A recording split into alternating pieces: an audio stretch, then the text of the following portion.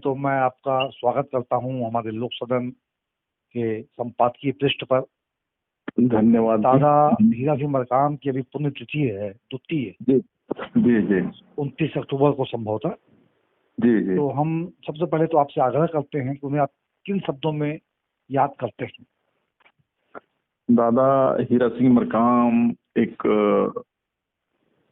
गोंडवाना के लिए नहीं, पूरे विश्व के लिए मानव थे और जिन्होंने पूरा मानव जीवन में एक चेतना जगाने का काम किया है दादा हीरा सिंह मरकाम। और अभी भी कुछ काम बाकी है, उनको हम जब तक हम पूर्ण नहीं करेंगे तब तक उनको एक हम श्रद्धांजलि या कुछ और कहना संभव नहीं होगा, क्योंकि अभी उनके जितने भी बताए हुए रास्ते हैं उनके पद चिन्हों पे चलने का प्रयास कर रहे हैं।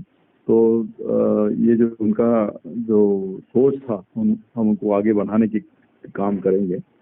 जी जी जी महोदय, कृपया ये बताइए कि अब विधानसभा समर जो है मध्य प्रदेश का, छत्तीसगढ़ का जी बहुत पास है, ऐसे में गोंडवाना गणतंत्र पार्टी की क्या रणनीति है? जहाँ तक इस आम चुनाव की बात है तो गोंडवाना गणतंत्र पार्टी अपने पूरे जोश खरोश से जो चुनाव मैदान में है और दादा हीरा सिंह मरकाम के जो विचार हैं उनको जन जन तक पहुंचाने का काम कर रहे हैं। और यहाँ पे छत्तीसगढ़ और मध्य प्रदेश में जो बहुजन समाज पार्टी और गोंडवाना गणतंत्र पार्टी के साथ गठबंधन हुआ है, हम दोनों ही दल के जितने भी कार्यकर्ता हैं और हमारे नेतागण हैं सभी घर घर जाके दादा हीरा सिंह मरकाम और कांशीराम साहब के विचारों को बताया जाए। कृपया हमारे दर्शकों को आप ये भी बताएं कि बसपा का और गोंडवाना का जी जो गठबंधन हुआ है जी ये किन किन सीटों पे हुआ है और इसका क्या संदेश जाने की संभावना है? देखिए, जो जहाँ तक सीटों की बात है तो जहाँ जहाँ पर जो उनको दिया गया है और हमें जो दिया गया है, जो सीट बंटवारा हुआ है जी, है ना, बड़े दमदारी से हम चुनाव लड़ रहे हैं। और रही बात जो संदेश का, तो दोनों ही राष्ट्रीय दल, चाहे भाजपा कहें चाहे कांग्रेस, दोनों ही पार्टी घबराए हुए हैं। जी जी इसी संदर्भ में यह भी है कि कभी किसी ने कल्पना ही नहीं की थी कि गोंडवाना और बसपा एक मंच पर आ जाएंगे। ये क्या कैसे हो गया दादा, थोड़ा ये बताइए हमारे दर्शकों को। देखिए, जो दादा हीरा सिंह मरकाम और मान्यवर कांशीराम साहब, जी, दोनों का विचार लगभग एक जैसा ही है, क्योंकि उन्होंने भी इस मानवों को, यहाँ के ST/SC OBC कहें चाहे माइनॉरिटी कहें या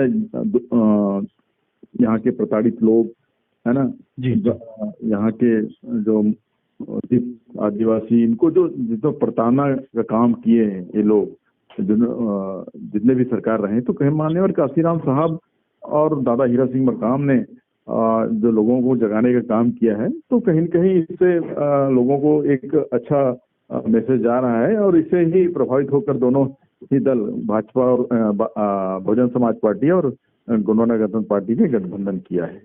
जोशी जी, महत्वपूर्ण बात यह भी है कि छत्तीसगढ़ में आदिवासी बाहुल्य राज्य माना जाता है ये जी, और इतना लंबा समय हो गया है छत्तीसगढ़ बने, आदिवासी मुख्यमंत्री का प्रश्न अभी भी सामने है।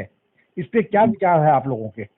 बिल्कुल बिल्कुल, अगर गोंडवाना गणतंत्र पार्टी और बहुजन समाज पार्टी अगर इस बार विधानसभा में बहुमत लेके आते हैं तो निश्चित ही यहाँ पे आदिवासी मुख्यमंत्री बनाएंगे। और एक संदेश भी होगा पूरे देश में कि पहले बार छत्तीसगढ़ में आदिवासी मुख्यमंत्री बना है और ये बिल्कुल ये संभव है, ये आदिवासी मुख्यमंत्री बनाएंगे हम लोग। जी जी, अभी जब चुनाव अपने समाप्त पर आने ही वाला है, ऐसे में भूपेश बघेल सरकार पर गोंडवाना गणतंत्र पार्टी और आपको, क्योंकि आप एक जननेता हैं, आपके क्या आक्षेप हैं? भूपेश बघेल जी ने यहाँ छत्तीसगढ़ में एक ठगने का काम किया है जी। जितने भी आज वो बड़ी बड़ी बातें कर रहे हैं, किसानों को कर्जा माफ कर रहे हैं, किसानों ने कभी नहीं कहा कि कर्जा माफ करें। आपने जानवरों का आयोग बनाया, जानवरों को गाय आयोग बना दिया, लेकिन किसान आयोग का गठन क्यों नहीं किया जा रहा है? जी इनसे पूछा हम तो पूछते हैं, जितने भी इनके नेता आते हैं उनको हम पूछते हैं कि आप किसान आयोग का गठन क्यों नहीं कर रहे हैं? आप जानवरों को आयोग बना रहे हो, लेकिन किसान तो जानवरों से भी गए गुजरा, इन्होंने बता दिया है। जी इनके से लगता है कि इन्होंने किसानों को जानवरों से भी बदतर समझा है, और आज बोल रहे हैं कि किसानों को कर्जा माफ करेंगे। किसान किसने मांगा? किसान को कर्जा माफ करने की जरूरत नहीं। किसान को हम कहते हैं कि किसान आयोग का गठन किया जाए और किसान अपना धान का रेट खुद तय करे। जैसे एक जो फैक्ट्री में बनता है, जो एक पेन भी बनता है, तो पेन का जो रेट तो तय करता है वो कंपनी तय करता है, और इसी तरह से अपने धान का अब किसान या जो भी फसल उगाता है वो किसान अपना फसल का रेट तय करे। हम ये चाहते हैं। जी जी, बहुत ही महत्वपूर्ण प्रश्न उठाया है आपने जी मकाम जी। जोगी साहब, हम आपसे ये भी जानना चाहते हैं कि अब जब चुनाव बहुत पास आ गया है, लेकिन बहुत जगह आपके प्रत्याशी जो हैं अभी भी मैदानी जंग में दिखाई नहीं दे रहे हैं, क्या इससे पार्टी को नुकसान नहीं होगा? देखिए, पार्टी को कहीं नुकसान नहीं होने वाला है, क्योंकि लोग जब हमारे जो प्रत्याशी हैं उनको डराने का प्रयास करते हैं, लेकिन ऐसा कहीं पर नहीं है। सभी जगह हमारे प्रत्याशी उतरेंगे और पूरा दमखम के साथ चुनाव मैदान पे रहेंगे। जी जी, जैसे कि आपने कहा किसानों की बात, जी ना, किसान आयोग की बात, जी, किसानों ने मांग नहीं की थी, इसके बावजूद किसानों के लिए दिल खोल करके भूपेश बघेल जी ने घोषणा की है। ऐसे में क्या ये उनका भय है या फिर उनका संबल बनने वाला है? इस पे आप जवाब दीजिए कृपया। बिल्कुल वो भय में है, डर में है, क्योंकि अभी जो गोंडवाना गणतंत्र पार्टी और बहुजन समाज पार्टी का गठबंधन हुआ है, तो उनको डर है कि मैं इस कुर्सी से हटने वाला हूँ, क्योंकि उन्होंने कोई काम नहीं किया है। चाहे मैं बस्तर संभाग में रहता हूँ। बस्तर में बहुल आदिवासी बहुल क्षेत्र है। यहाँ पे मैं 3-4 दिन पहले की बात बता दूं, दो लोगों को नक्सलियों बताकर मार दिया गया, आदिवासियों को। ओह जी जी, 2 लोगों को, अच्छा, उनको नया वर्दी पहना दिया। ये कौन करा रहा है? सरकार में बैठे भूपेश बघेल, इन्हीं के इशारे पे काम हो रहा है। सिलगर जैसा घटना होता है, एक गर्भवती महिला को मार दिया जाता है, उस पर कोई आज तक कोई सुनवाई नहीं। ये इसलिए है भूपेश बघेल का। तो इन सबको पता लग गया है कि भूपेश बघेल यहाँ छलावा कर रहा है, यहाँ के ये कहकर कि मैं ओबीसी का मुख्यमंत्री हूँ, ओबीसियों को भी ठग रहा है, ये पूरे समाज को ठग रहा है। जी जी। अच्छा, बिहार से जाति जनगणना का जो एक आगाज हुआ है जी, इस पर गोंडवाना गणतंत्र पार्टी के क्या विचार हैं? ये तो दादा हीरा सिंह मरकाम पहले भी कहते थे, जिसकी संख्या भारी उनकी उतनी हिस्सेदारी। ये होना चाहिए, ये होना चाहिए। बिल्कुल, दादा हीरा सिंह मरकाम पहले भी बोलते थे कि जिनकी संख्या भारी उतनी उनकी हिस्सेदारी। ये होना चाहिए, बिल्कुल। ये तो अभी कर रहे हैं, इनको तो बहुत पहले कर लेना चाहिए। ये इनको डर है, अभी चुनाव है, आम चुनाव चल रहा है, इनको डर है, इसलिए तरह तरह की बातें कर रहे हैं। काम की बात कुछ नहीं होना है, कुछ नहीं कर रहे हैं लोग, कोई काम तो किए नहीं है। तो अब लोग लुभावने बातें करेंगे और चुनाव जीतने की बात करेंगे। जी जी, छत्तीसगढ़ में 29 सीटें हैं आदिवासी बाहुल्य, जहाँ से आरक्षित हैं सीटें जी, और कांग्रेस की और भाजपा दोनों की गिरद दृष्टि यहाँ लगी हुई है। ऐसे में क्या हालात बनते आपको दिखाई दे रहे हैं? देखिए, ये इनकी आदत पड़ी है कि ट्राइबल सीटों पे, है ना, इनकी नजर रहती है, लेकिन इस बार ऐसा होने वाला नहीं है। इस बार इनको छठी का दूध याद आएगा। इनको समझ में आ जाएगा कि अब आदिवासी मूल निवासी समाज समझ गया है, अब नहीं ठग पाएंगे ये लोग। 70 साल हो गया इनको ठगते, ये इनको याद भी नहीं होगा कि कब से हम राजनीति कर रहे हैं करके। 75 साल हो गया, सब यहाँ के आदिवासी मूल निवासी समाज समझ चुके हैं। अब इनको पिछवाड़े मार के भगाएंगे इनको। जी जी, तो भाई साहब, आप चूंकि बस्तर से हैं, तो बस्तर का पिक्चर बताइए कि क्या हालात बनते दिखाई दे रहे हैं आपको? अब बस्तर में देखिए, ये दोनों ही पार्टी को भगाएंगे। यहाँ पे बहुजन समाज पार्टी और गोंडवाना गणतंत्र पार्टी पूरे सीट जीत के आएगा।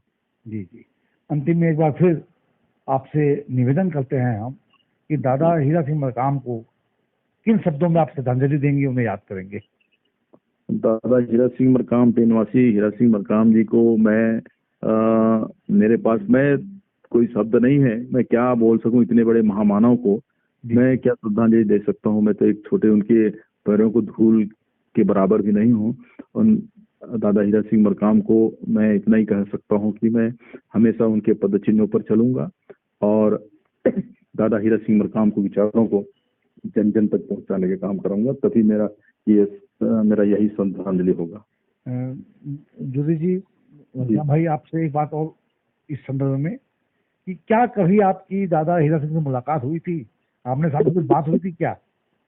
जी, दादा हीरा सिंह मरकाम, मैं एक पहली बात आपको बता दूं, मैं एक रिटायर्ड फौजी हूं। अच्छा, जी जी। और मैं 2016 में रिटायर्ड होने के बाद मैं जनपद उपचुनाव लड़ा और मैं चुनाव जीतने के बाद दादा हीरा सिंह मरकाम जी के साथ पहले बार मुलाकात हुआ। मेरे गांव से करीब 7-8 किलोमीटर वो दौरे पर थे जी। उसके बाद कई जगह वो दौरा करते थे, तो मैं वहां पे उनके कार्यक्रमों में जाता था। करहिया गया था, जो धमतरी जिला है। उसके बाद दादा हीरा सिंह मरकाम खुद आए थे, तब हम लोग साथ में गए थे। जो भूपाल, जहाँ पे पेशा कानून का जो शुरुआत हुआ था, दादा हीरा सिंह मरकाम और डॉक्टर जो यहाँ के कलेक्टर रहे ब्रह्मदेव शर्मा। अच्छा। और सुमारू कर्मा जी, जो कि आज नहीं है इस दुनिया में, पेनवासी हो गए कर्मा जी। उनके वो 2 बार आए थे दादा हीरा सिंह मरकाम भूपाल में, तब हम साथ में गए थे वहां पर। तब से मैं जानता हूँ दादा हीरा सिंह मरकाम को। और जब अंतिम समय में भी हम उनसे मुलाकात करने गए थे, जब उनकी स्थिति बहुत गंभीर हो गया था, तब भी हम उनसे मुलाकात किए थे घर पर बिलासपुर में। जी जी जी जी। आपका बहुत बहुत धन्यवाद, आपने अपना बहुत कीमती समय दिया और बहुत ही महत्वपूर्ण जानकारी आपने हमें बताई। आपका हम आभार व्यक्त करते हैं। धन्यवाद, धन्यवाद जी।